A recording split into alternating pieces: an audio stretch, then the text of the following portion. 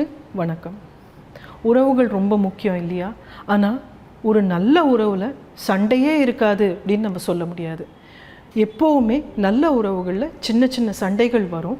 ஆனால் அந்த சண்டையை நம்ம சரியானபடி புரிஞ்சுக்கிட்டு நம்ம அதுக்குண்டான ஸ்டெப்ஸை பொறுமையாக எடுத்தோம் அப்படின்னா அந்த உறவில் ஒரு ஸ்ட்ரென்த்து தான் பில்ட் ஆகுமே வெளியே அதில் விரிசல் விட்டு அதில் பிரச்சனைகள் அதிகமாகாது. ஆனால் சைக்காலஜி ரீதியாக நம்ம புரிஞ்சிக்க வேண்டியது 3 ஸ்டெப்ஸ். இந்த 3 ஸ்டெப் எப்போவுமே ஒரு உறவு கட் ஆகிறதுக்கு முக்கியமான படிகளாக செட் ஆகிடுது. ஃபர்ஸ்ட் விஷயம் என்ன அப்படின்னா கிரிட்டிசைஸ் பண்ணுறது. எப்போவுமே பார்த்திங்கன்னா ஒரு சின்ன கருத்து வேறுபாடு வரும்போது நம்ம நம்மளுக்குள்ளே இருக்கக்கூடிய இமோஷன் புரிஞ்சிக்க முடியாதனால என்ன பண்ணுறோம், உடனடியாக அந்த பழியை இன்னொருத்தர் மேலே போடுறோம். உன்னால தான் எனக்கு கோபம் வருது அப்படின்னு சொல்கிறோம். நீ தான் இது செஞ்ச, உன்னால தான் பிரச்சனை வருது அப்படின்னு நம்ம சொல்லும்போது என்ன பண்ணுறோம் அப்படின்னா எனக்குள்ளே அனுபவிக்கக்கூடிய அந்த இமோஷன் என்னால் புரிஞ்சிக்க முடியலை, அதை மாற்றி அமைக்க முடியலை அப்படின்றதுனால அந்த பழியை என் ஃப்ரெண்டு மேலேயோ பார்ட்னர் மேலேயோ நான் போடுறேன். இது ஆன உடனே என்ன ஆகிடும், அடுத்த பர்சன் என்ன நினைப்பாங்க, நீ யார் அப்படி சொல்கிறதுக்கு, எப்போவுமே நீ தான் தோண்டி விடுற அப்படின்னு சொல்லி இந்த பிரச்சனை அதிகமாகிடுது. எல்லா சிச்சுவேஷன்லேயும் இது அப்படி ஆகுதா அப்படின்னா உண்மையில் அதுதான். ஏன்னா கிரிட்டிசைஸ் பண்ணும்போது நம்ம என்ன ஃபீல் பண்ணுறோம், நீ என்னை த்ரெட்டு கொடுக்குற, என்னை நீ மட்டம் தட்டுற அப்படின்னும் போது நான் என்னை ப்ரொடெக்ட் பண்ணிக்கிறதுக்கு, எனக்கு ஒரு பாதுகாப்பு அனுபவிக்கிறதுக்காக நான் திரும்ப ஒன்று அட்டாக் பண்ணுவேன். இதுதான் ஃபர்ஸ்ட் லெவலில் உறவுகளில் பிரச்சனை ஸ்டார்ட் பண்ணி விடுறது. ரெண்டாவது பார்த்திங்கன்னா நிறைய பேருக்கு தெரியாத ஒரு விஷயம். இப்போ ஒரு உதாரணம், எனக்கு என் ஃப்ரெண்டோட ஒரு பிரச்சனை இருக்குது. ஆனால் பிரச்சனை நான் தான் உருவாக்கியிருக்கேன்னு எனக்கு தெரியும்.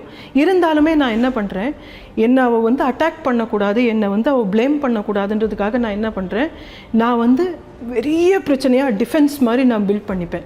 நான் தான் உனக்கு பிரச்சனை பண்ணுறேன், என்னால் தான் உனக்கு கஷ்டம் அப்படின்னு சொல்லி ஒரு சோகக்கதையை பில்ட் பண்ணிடுறேன். இந்த சோகக்கதையை பெருசாக நான் பில்ட் பண்ண உடனே என்ன ஆகிடுது, அவளுக்குள்ளே அது ஒரு குற்ற உணர்வாக மாறிடும். ஐயோ நம்ம ஏதோ பெரிய தப்பு பண்ணிட்டோம் போல இருக்குது அப்படின்னு சொல்லி அவள் என்ன பண்ணுறா, என்னை அட்டாக் பண்ணுறதுக்கு பதிலாக அந்த சிச்சுவேஷனில் ஆறுதலாக எதாவது சொல்லி எனக்கு சப்போர்ட் பண்ணுற மாதிரி அவள் பேச ஆரம்பிச்சிருவாள். இப்போ என்ன ஆகும், உண்மையில் இருக்கக்கூடிய பிரச்சனையை தவிர நாங்கள் வேற ஒரு இமேஜின் பண்ணி ஒரு சிச்சுவேஷனை நாங்கள் உருவாக்கி அதை சரிப்படுத்திட்டு இருக்கோம்.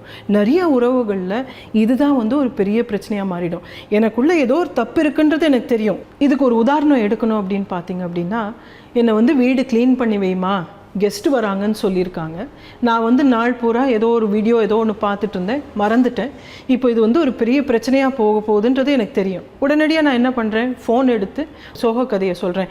இந்த மாதிரி ஒரு பிரச்சனையாயிடுச்சு, இவங்க இப்படி பண்ணிட்டாங்க, எனக்கு ஒரு மாதிரி இருக்குது, இல்லை சின்ன வயசில் எங்கள் அம்மா என்ன பார்த்துக்காமல் இருந்தாங்க, அதை பற்றி எனக்கு என்னமோ தெரியல, இன்றைக்கி சிந்தனைகளாக இருக்குது அப்படின்னு நான் சொன்ன உடனே என்ன ஆகுது, என்னோடய ஃப்ரெண்டோ என்னோடய பார்ட்னரோ அவளே இன்னொரு பெரிய கஷ்டத்தில் இருக்கும்போது நான் கெஸ்ட்டு வேறு வீட்டுக்கு கூட்டிகிட்டு போனேன் அப்படின்னா என்ன ஆகும் அப்படின்னு சொல்லி ஒரு பிரச்சனையில் நான் மாட்டிக்கிறேன்.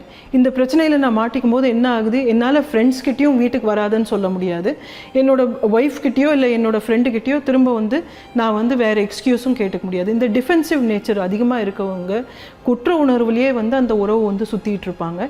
அந்த உறவுலேருந்து வெளியே வர்றது ரொம்ப கஷ்டப்படுவாங்க. இது என்ன ஆகும்னா கொஞ்ச நாளில் இந்த உறவில் கம்யூனிகேஷன் கம்மியாயிடும். ஏன் அப்படின்னா எதுவாக இருந்தாலும் ஒரு இமோஷனல் பிளாக்மெயில் வந்துடும் அப்படின்னு தெரிஞ்சதுனால ஒரு பிரச்சனையே வராமல் ரொம்ப ஒரு சூப்பர்ஃபிஷியலான லெவலில் மேலோட்டமாக அந்த உறவு எடுத்துகிட்டு போவாங்க. அதில் லாங் டேர்மில் சக்ஸஸ் இருக்காது. இந்த கதை ஒவ்வொன்றும் நம்ம போகும்போது நாள் பூரா அதை பற்றி நினச்சி அந்த பர்சனை பார்த்தாலே நம்மளுக்கு கோபம் அதிகமாக வர மாதிரி ஆகிடும். ஸோ இந்த கதையை நம்ம செகண்ட் ஸ்டெப் மாற்றி அமைச்சோம் அப்படின்னா அந்த இமோஷனை நம்ம காம் டவுன் பண்ணிவிட்டு அந்த உறவுக்குள்ளே இறங்கிறதுக்கு உண்டான வாய்ப்புகள் அதிகமாகிடும். ரொம்ப சிம்பிளாக தெரியலாம், ஆனால் இது மாற்றி அமைக்கிறதுக்கு ஒரு வருஷம் வரைக்கும் கூட ஆகலாம். ஏன் அப்படின்னு பார்த்தீங்க அப்படின்னா சின்ன வயசுலேருந்து நம்ம ஒரு மெத்தடில் பழகியிருக்கோம் அப்படிங்கும்போது அது மாற்றி அமைக்கிறதுக்கு உண்டான டைம் நம்ம கொடுக்கணும். இது உங்களுக்கு யூஸ்ஃபுல்லாக இருந்திருக்கும்னு நம்புகிறேன். இதே போல் மென்டல் ஹெல்த் டிப்ஸோட மீண்டும் சந்திக்கலாம்.